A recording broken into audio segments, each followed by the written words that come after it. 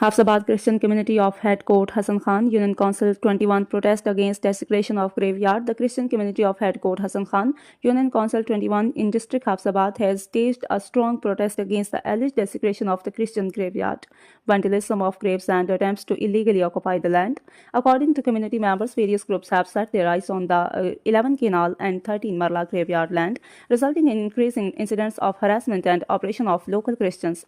Residents claim that influential individuals are dumping heaps of garbage inside the graveyard and even playing cricket in the area, openly violating Chief Minister Punjab Mariam Nawaz Clean and Green Punjab initiative.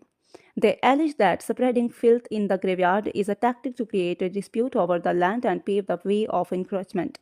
The Christian community stated that they have submitted written complaints to several government departments, but no action has been taken so far. Highlighting the issue, Kashif Masih spoke to a private TV channel CEO Dr. Salama saying, "Our graves are being desecrated and no department is helping us.